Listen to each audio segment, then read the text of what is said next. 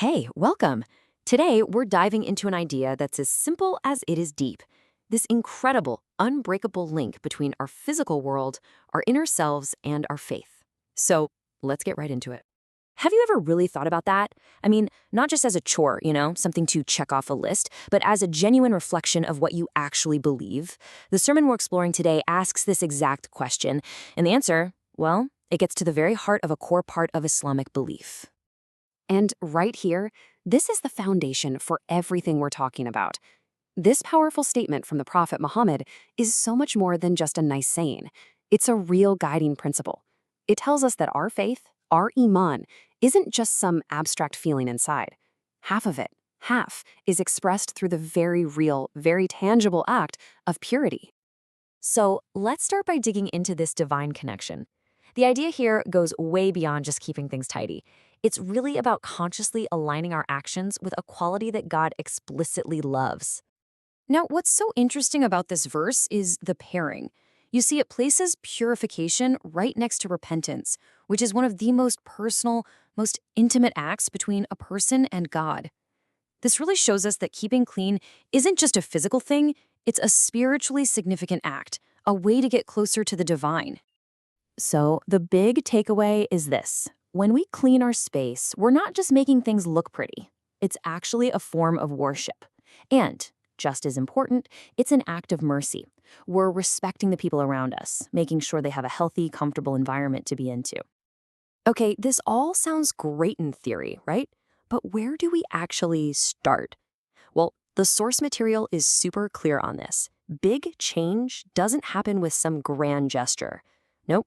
It all begins with small, consistent, personal actions. It starts with you. And this framework lays out the path perfectly. Think of it like a ripple effect. What starts with you, with the self, naturally spreads outward to your family. And from there, it can actually transform an entire community. Let's see how that works step by step. So here they are, the first concrete steps. They seem almost too simple, don't they? But these actions are the absolute bedrock. Tossing trash where it belongs, keeping your home tidy, and taking care of shared spaces like a mosque. These are the small disciplines that build the foundation for a much, much bigger culture of care. All right, so once that personal foundation is solid, we can start expanding that circle of care.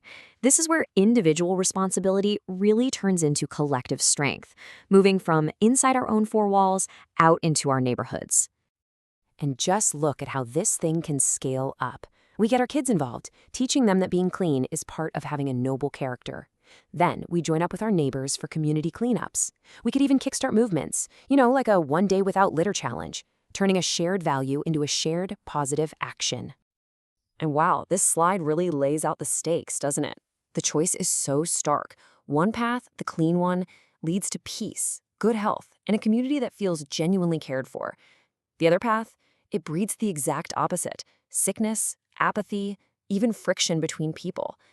The state of our streets really can be a mirror for the state of our hearts. I just love this quote. It's so empowering. It's a reminder that you don't have to be some big shot leader or an official to actually make a difference. Every single one of us, just ordinary people with a sincere, extraordinary intention, can be the spark that starts a positive change. Okay, now let's take this whole idea one step deeper. So far, we've been focused on the physical world, but the principle of purity, it extends far beyond what we can see and touch. It goes right into our inner lives and even into our modern digital worlds. So we've established just how important physical cleanliness is. We've got that part down. But what about the environments we carry around inside of us? And what about the digital spaces we live in every single day? Are we keeping those clean too? This is such a critical, modern-day application of this timeless idea. Digital cleanliness just means we don't spread fake news. We don't share stuff that's harmful or negative. We treat people with respect online. We're caretakers of our shared digital space, just like we are of our physical one. And this brings us right to the core of it all. At the end of the day, everything we've talked about, cleaning our homes, our neighborhoods, our social media feeds, it's all in service of the most important cleanup job of all, cleansing our own hearts of destructive feelings like envy, malice, and prejudice.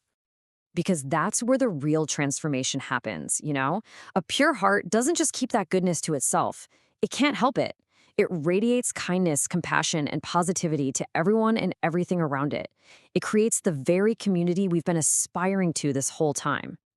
So, let's bring this all together. The message here is really a call to action. It's an invitation to become a light in our communities by turning this deep belief into beautiful, visible, everyday action. This final thought just captures the entire journey perfectly. It's this beautiful cycle, right? A clean environment helps to purify the heart. And a whole community of pure hearts, well, that gives birth to a society that's blessed, loving, and truly thriving. So, I'll leave you with this question. After everything we've talked about, what's one small act of cleanliness, whether it's physical, digital, or spiritual, that you can do today? What light will you choose to shine? Thanks for tuning in.